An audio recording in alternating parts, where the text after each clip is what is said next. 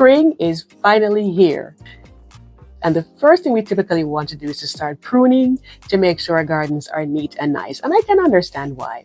But there are flowers that you should not be pruning at this point. And I'll tell you when. We're also going to take a look at a few other perennials that is actually perfect to prune them and beneficial before they bloom in the spring. If you have never been here before, my name is Marlene. Welcome to my home and garden channel. Welcome, welcome everyone. Now let's take a look at these flowers. And this was my garden last spring, and boy do we love when those blooms come in. I especially love when the ones come in ahead of the leaves, so it makes it so much more dramatic. But now let's go ahead and take a look at the ones that we should not be pruning before they bloom. The first one would be forsythia, and all I can say is, isn't she lovely? I absolutely love this plant. I don't have one myself. I hope to get one at some point. But look at this, guys. It's one of the first plants that bloom in the springtime. And those are all flowers that you're seeing there. And they pair so well with the daffodils because they're both yellow and it's just gorgeous. If you're wanting to get some, like right here, it shows you can get them like the bare roots. And you can see that they're already springing out right there. And in this recent video that I did, I showed you the prices, of a few flowers that are great for you to get right now and some that you may want to wait a little bit first. So what I'll do is I'll go ahead and link it at the end for you so you can get more details on the good ones that will work really well. So I just wanted to show you what forsythia looks like if you prune it in the fall or in the winter. As you can see, it's mostly leaves and a few flowers that you're getting. And to me, it looks more like a boxwood. I really don't like that look for forsythia. For me, I think they should just have like a free form and just be beautiful and fluffy the way that nature intended them to be. And for me personally, I think that's when they look their best. But you can let me know, how you feel about it. Moving on to number 2, and that would be azaleas. They also look good in free form as well too, but they're a little bit more compact in their shape. Even so, if you want to have beautiful blooms like these, definitely hold off until they bloom. These are some beautiful ones with a two-tone right here. And some of the azaleas, they're actually encore azaleas. So, of course, they'll bloom in the spring and again in the fall. So you'll want to bear those things in mind. And just to show you these same ones that you just saw there, this is how they're looking right now. And if you look close, you can see the little buds that are about to come out there. So that one's a little obvious. You can kind of see it. But even further back on the same set of plants, they're not as noticeable there. And like this one here, you definitely can't tell yet that they're going to be flowers coming out soon. So you will want to wait, even though it may look that way. You may want to shape it up and make it a little bit nicer. But just hold off for a few weeks. And once they bloom, you'll be all set to do your pruning. And the main reason behind these plants not being pruned before they actually flower is because they bloom on old wood. So that means that if you take off the previous, branches that were there, they're not going to bloom on the ones that spring off. So you want to hold off until they bloom and then you get going. Moving on next to number 3, and that would be rhododendrons. Rhododendrons are in the same family as azaleas. They're just a little bit taller, and the flower patterns on the flower heads are a little bit different. But the same rule applies again. You'll want to hold off a little bit before you prune these. And aren't they gorgeous? I just absolutely love how they look. They get pretty tall too. Number 4 would be camellia. And I've had this one for quite a few years. When I had it, it was maybe just like about 2.5 feet tall, guys. And look at it now. Isn't it gorgeous? And this is actually a foggy morning in the spring. And you can see how beautiful they look. They just make you feel so good when you have gloomy weather like that. I just think they're so perfect. So you can see how they're looking down here. You can see that, the rains fell on them and they were just, looking so refreshed. And it's just wonderful. So, typically you'll want to shape them up because over time, because if you look at mine right, you can see how it looks. But at this point, the buds are setting in. So it's definitely not a good idea. And honestly, even like I'd say, even by summer, if you didn't get to do it in the springtime, you can already see that they're starting to form. So it's best, that once they bloom, you just go in and trim them in the way that you want, and you'll be all set. So you can see some of them are even, opening up right there, and that's pretty much how they come in. And this plant is so close to tea, the tea that you drink.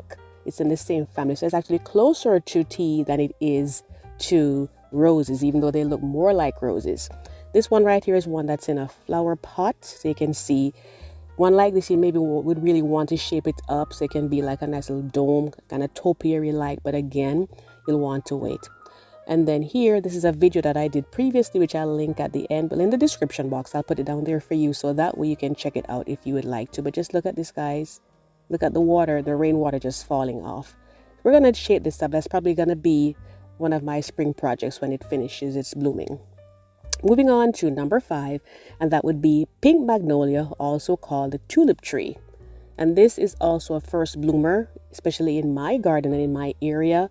This is one of the first, like taller shrubs, or it becomes a tree actually, that you'll see coming out. And what is so spectacular to me is just the fact that all the flowers come out first. They're very, very large, and there are no leaves on there when they're on it. So it just really pulls your eye in. And it's a slow grower because I've had this for maybe about 10 years or so. And it was really small when I got it. And look how far it has come. And this is what it looks like in the fall and the winter and the early spring. So you may see it and you may want to shape it up, but that would not be the time to do it. Want to wait a little bit longer till after it blooms. And these right here, these are some loppers. And, for taller plants, they're ideal because, you have that height and they're sharp enough so they can do the job but not damage the plant. So you can always get one of those if you would like to. And I just wanted to show you the combination right here, how they were looking last spring. You can see how everything comes together so nicely with the magnolia, the bulbs, as well as the camellia. Moving on to the next one, which will be our clematis. And this is actually a vine. And I've had this one for many years as well too. So you can see, it has an irregular shape, but you can try to lead it back, maybe like to your trellis if you like. But if you don't like the shape, I wouldn't say to go in the early spring to do it, because this is what it's looking like right here, right now in my garden. You can see that they're coming up and doing their thing next to the tulips, but the buds are waiting to come out and give you those nice blooms. So once again, you would not want to cut it back because it's going to make your plant very unhappy, and then you're not going to get the results that you want. You're going to have to wait until the following year. Of course, there are different types of clematis that behave slightly differently. And it's good to know the type that you have when it blooms so you can know exactly, if you should cut it back at that point or not. But I just think it's such a gorgeous plant. And I'm thinking most likely I'll do a future video on it so you can get some more information about this wonderful plant. And you can see the different types that they have. So, so beautiful. Reminds me of the passion fruit flower. So just wanted to take a moment to say, if you have never subscribed to my channel before, I'd want to invite you to subscribe so you can follow along with my garden topic tips and tours, and be sure to hit the notification bell twice so you never miss an upload. Moving on to number 7, and that would be spirea. And isn't this gorgeous? It's right next to them calla lilies that you're seeing below there, and I think it's just a perfect combination. These are actually in pigeon forge, and I thought they were so beautiful.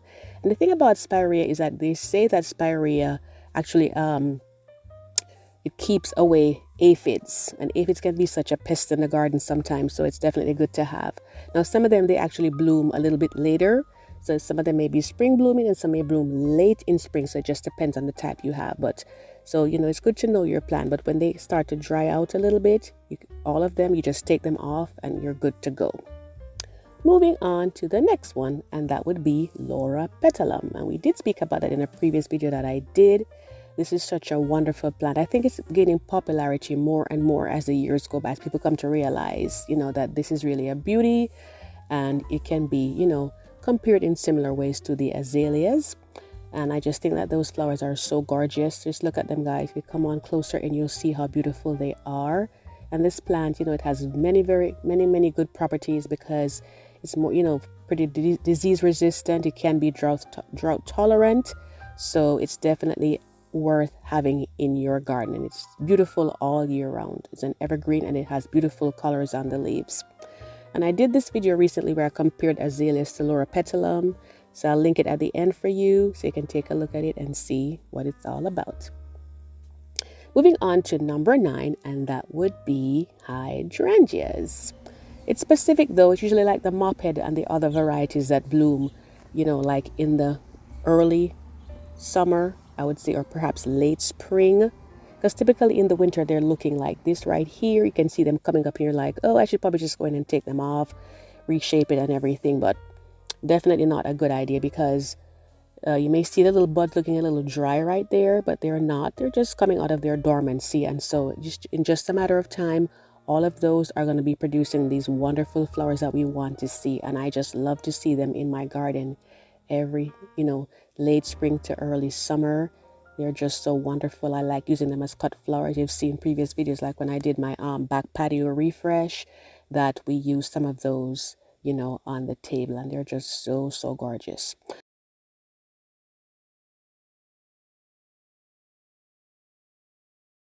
Now, I will say that if you have panicle hydrangeas, such as these limelight hydrangeas right here, and they're very popular these days. You see them pretty much, almost everywhere in the summertime. These ones, the perfect time to cut them back would be now in the early spring. And then we move on to the next one, which would be lilacs. And I'll just, kind of bunch these together since they are there together. Um, Lilacs would be one. I don't see too many of those in my area, but I do see a lot of the viburnum, also called snowball. And they really do look like snowballs. They're just absolutely gorgeous, guys. So if you have them, be sure to wait until they bloom so you can enjoy those beautiful flowers. They're just absolutely wonderful. Honeysuckle is another one. Even though it blooms like, in the summertime, if you prune them before they bloom in the spring, you're probably not going to get blooms. So you'll want to go in and, hold off on those. And it's always good to have a nice pair of pruners. I will link these in the description box, where you can get similar types to this. They need to be clean. They need to be sharp. And so if if it's looking rusty, the one that you have, or a little bit jagged, it may be time for you to get a new one because it's better too for the health of your plants. And now we take a look at the ones that you can prune. The first one would be your roses. This is how mine are looking right here now. And you can see that they're coming up. You want to go in and prune them off before the flower heads start to form the little flower buds. So you can go in and shape them up if you want, give them a hard prune and they will be perfectly fine. Roses love to be pruned just, at the right time. Summer might not be the best time because they're kind of under stress. Over here now we have cone flowers and I absolutely love them. And typically I cut mine back in the fall, but some people, they leave it up because they want to, like leave out the seed heads for the birds. I'll just, like put them in a container in my backyard and they're fine with it that way. But some people like to leave them, also when the bees are, hibernating and they come out, they can, just live under those places. So people leave them up, but now is a good time to cut them, as is a good time to cut their cousins, black-eyed Susan, also called Rebecca. And these are just wonderful pollinators, the coneflower and the black-eyed Susans. They pull them in. And over here now we have Crepe Myrtle. That would be the next one. And this one is actually something that you definitely will want to, for sure, prune in the early spring. So over here you can see my husband going in and he's just pruning them off. And you don't want to cut them too far down because, it will still work, but it's not best for the plant to cut them too low. So he's just going in and trimming them off, at the right height. And we did a previous video on it, and I'll put that in the description box for you if you wanted step by step on how to do that. So that way, when the summertime comes around, you can enjoy the beautiful blooms of your myrtle. Moving on to the next one, that would be chrysanthemums. And it may seem like it's a little bit early for chrysanthemum care and all of that, but even though they bloom in the fall, sometimes I'll have mine bloom actually in the spring. And I love using them to do my porch refresh videos. When I refresh my porch for fall, I think they work so, so well, and I just love them. And they're perennials in my area. For some people, they're not. I'm in growing zones 8, and they come back every year unless they're in really tiny, like the store-bought containers, and they may not. But otherwise, they do. So I'm just going to go in here and just show you how I'm trimming them back. And they do have a fair amount of cold hardiness to them. So let's say you were to prune them and it should just suddenly get really cold. You can just cover them maybe like with a frost blanket. Like if you're getting a hard freeze, like say 30 or below, you can just cover them like with a frost blanket and once the weather warms up again, you can take it off because they're pretty resilient. They come back year after year. As long as they don't get any diseases or anything like that, they will come back for you. So definitely go in and prune them off if they're looking anything like how mine are looking. And over here now you can see that they've been trimmed back and they look so much better. It's like you get a nice haircut and you just feel so refreshed. So I know that they're definitely loving that. And we did talk about the limelight hydrangeas before. So over here I just wanted to show you a close-up of how beautiful they will be in the summertime, and just to show you exactly what it looks like when they have been cut back. So you can see they cut them all. You can cut them down maybe like to about, say, take off about 2/3 of the plant. The next one would be boxwood, and you can see this one is a little overgrown at this point, so it would be a good time to cut them now before they actually start putting out new shoots. And I just wanted to give you a little view of what my spring garden looks like this year. Well, I should say early spring, because many of the things are still just waking up, or some of them are still asleep. We had wanted to put some pansies before the tulips, so you would just have a row of tulips. We didn't get to do it, but either way, I still think that they just look so wonderful. And this is year 1 for them, so I know they'll be there next year again, God willing. And I just think they pair so well with the pansies, even though they're in the container behind them, but it still adds that nice mix of color. And back here is our camellia. And like I was saying before, it's going to be a project for us this year. We're going to have to shape it up a little bit better, but I still think it is absolutely gorgeous. So I hope that this was helpful to you in figuring out which ones you should not prune until after they bloom in the spring, and the ones that you can prune now, so you can have the best look for your garden all season around. So I want to thank you so much for watching. Thank you for subscribing, and I do hope to see you in the next video. Take care.